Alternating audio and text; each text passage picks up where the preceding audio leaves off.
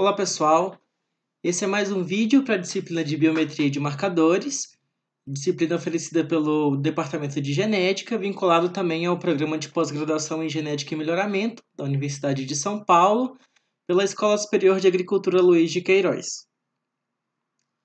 Esse grupo é formado por mim, o Elinson Araújo, e pelo Marcos Godoy, e a gente vai hoje falar um pouco sobre mapeamento genético de mínimos. Bom, o objetivo didático desse trabalho é a construção de mapas genéticos e principalmente com o aumento do número de marcadores. Então a gente vai falar um pouco, do que vai ser feito e por fim o Marcos vai vir com as análises passo a passo para que vocês possam entender melhor tudo aquilo que foi feito no trabalho. Bom, pessoal, a maioria das características de interesse, elas são classificadas como características quantitativas. Ou seja, são influenciadas por vários genes. Diante disso, as ferramentas para o mapeamento de QTL são de grande importância para se entender o comportamento dessas características. Os mapas de ligação, eles são utilizados para iniciar todos os estudos de arquitetura genética das espécies, podendo assim fornecer base para o mapeamento de QTL. Isolamento e identificação de genes envolvidos na diferenciação fenotípica. Assim como a contribuição, é possível saber, a contribuição de cada gene para aquela característica. Diante de todo o advento das técnicas de produção de marcadores moleculares, elas possibilitaram uma maior cobertura do genoma. E isso tornou possível um estudo mais abrangente das características quantitativas.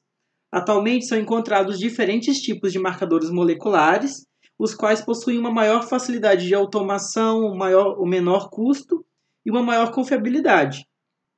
O aumento do número de marcadores é a principal motivação deste trabalho didático. A gente teve um acréscimo bem grande do número de marcadores a partir do trabalho de 2001, que foi o primeiro trabalho que fez o mapa genético de mimos, através de um cruzamento entre duas espécies.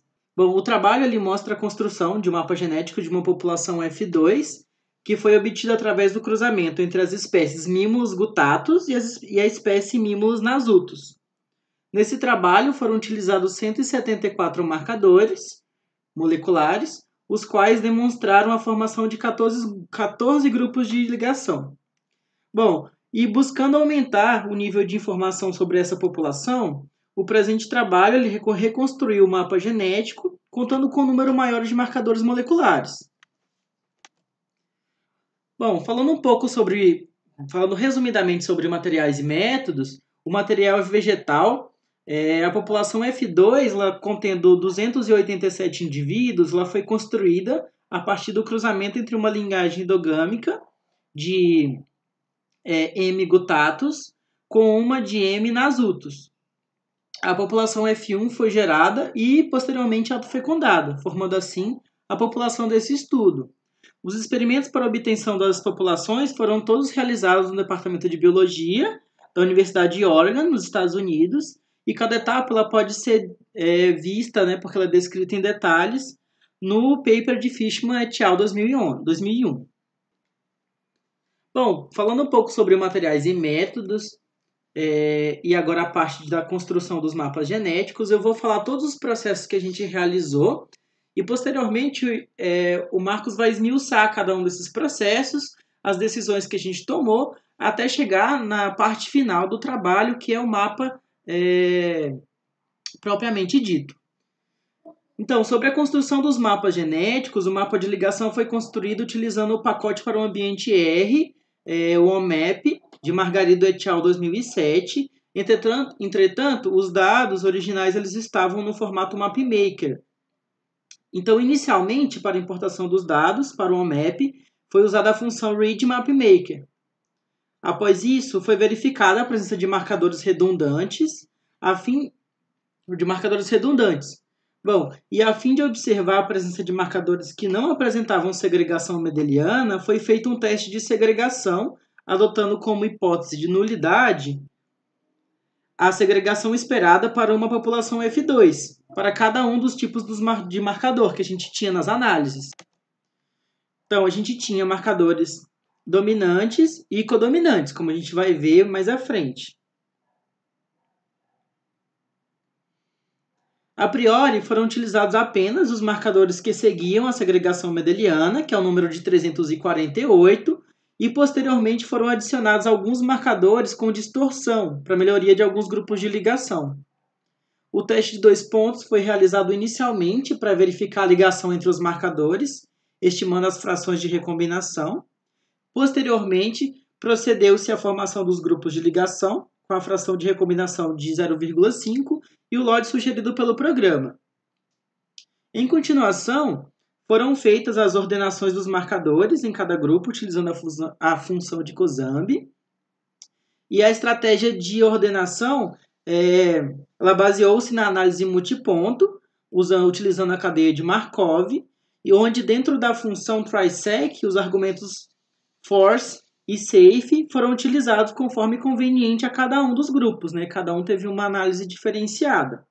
Além da remoção de alguns marcadores, essas remoções foram baseadas nos heatmaps e nos valores de máximo verossimilhança. E por fim do trabalho, após todas as manipulações que foram feitas em cada grupo, o mapa foi desenhado utilizando o software MapChart. Bom, pessoal, primeiramente nós carregamos os nossos dados a partir da função readMapMaker. Nós podemos observar o tipo de cruzamento, o número de indivíduos, 287, e o número de marcadores.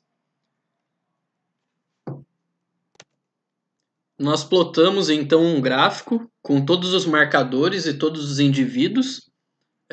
A gente pode observar em preto os valores ausentes. Podemos perceber que eles não têm nenhuma distribuição não aleatória. Aparentemente é uma distribuição aleatória, mostrando que o conjunto de dados não tem nenhum problema tão grande.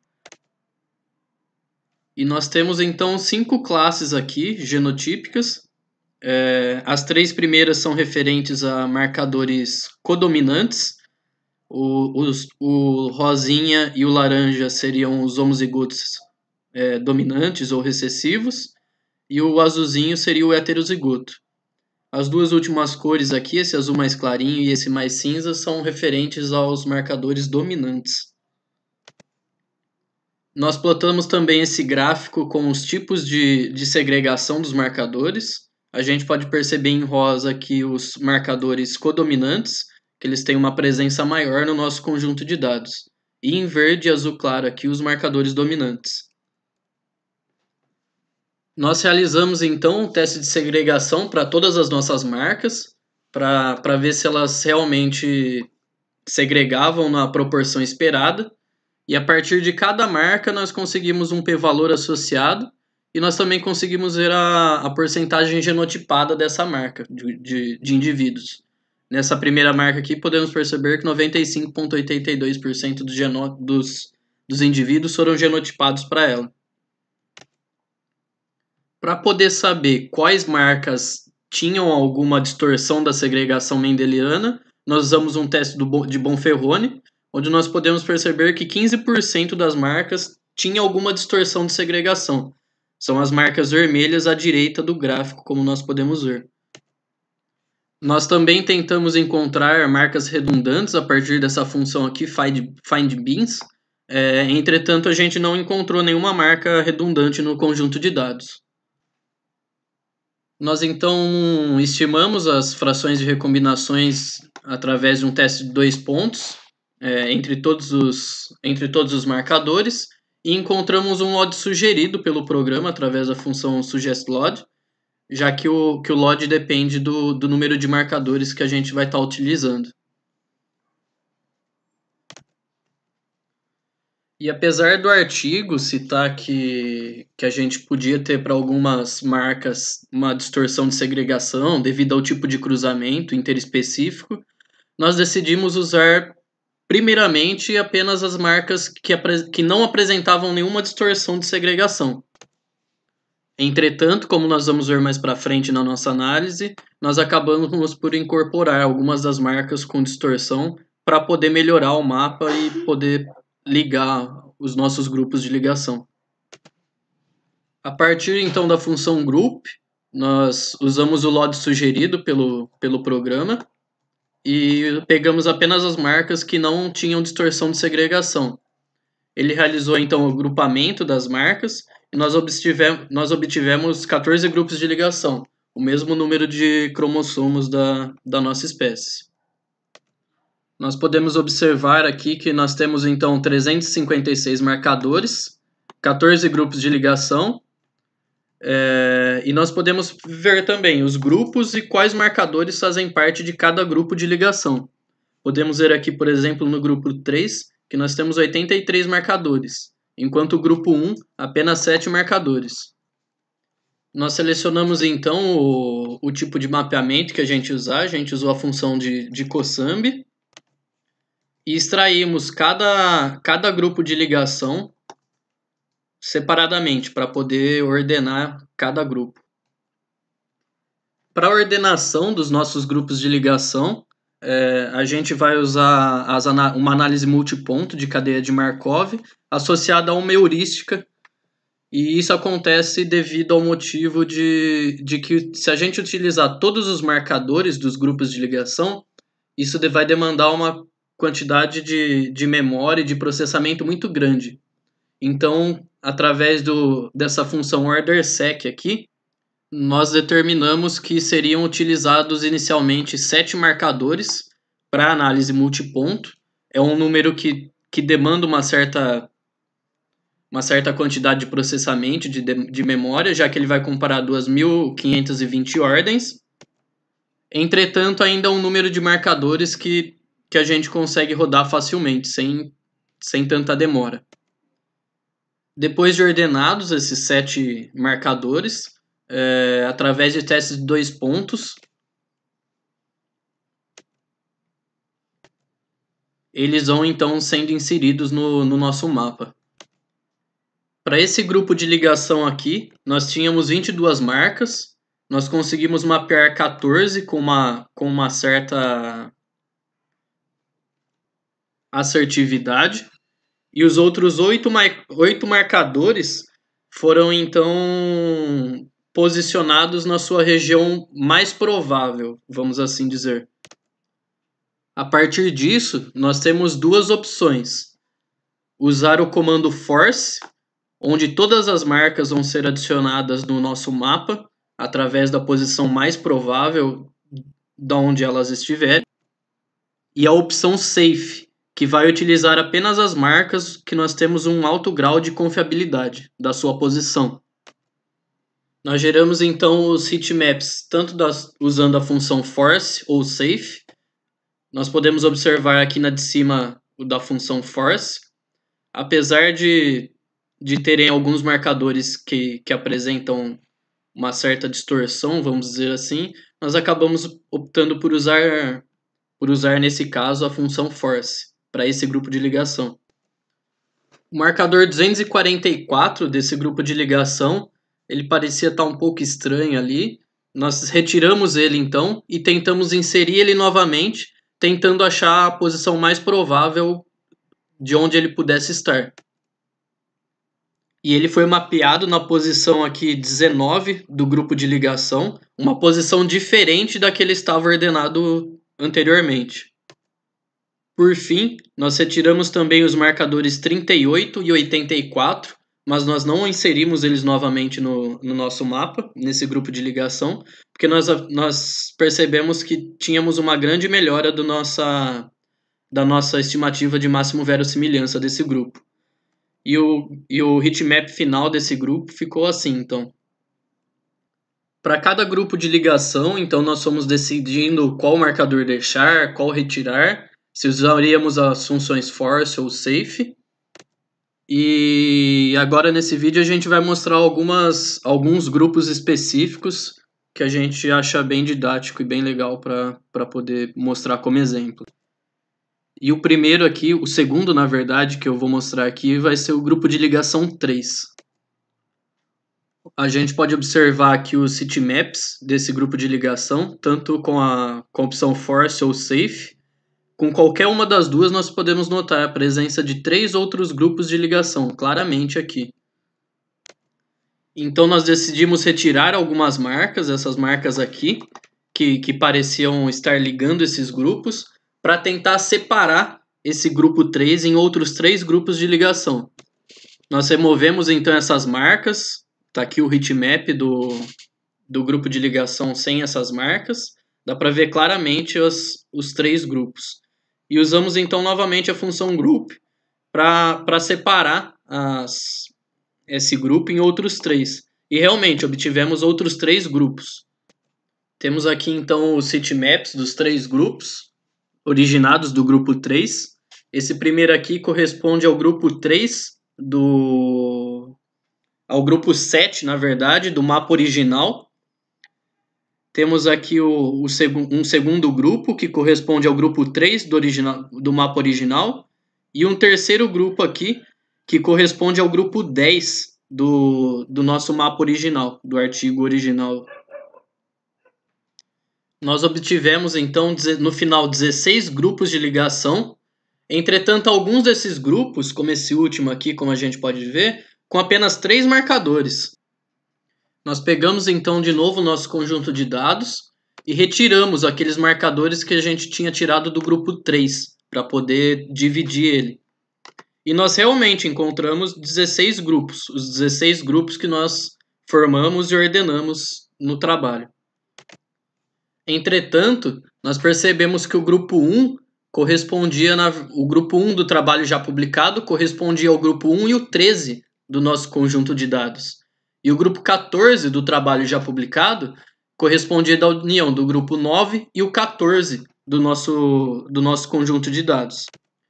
Desse modo, nós tentamos então adicionar marcadores com distorção de segregação nos grupos 13 e 14, que eram os nossos menores grupos de ligação, com 3 e com 5 marcas apenas. Para assim a gente tentar conseguir mapear essas marcas no grupo de ligação correto delas.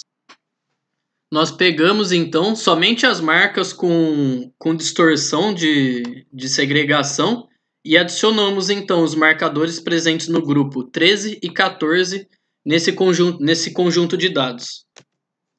A partir desse novo conjunto de dados, nós conseguimos então 5 grupos onde todos os nossos marcadores adicionados dos grupos 13 e 14 estavam presentes no grupo 1, nesse novo grupo 1.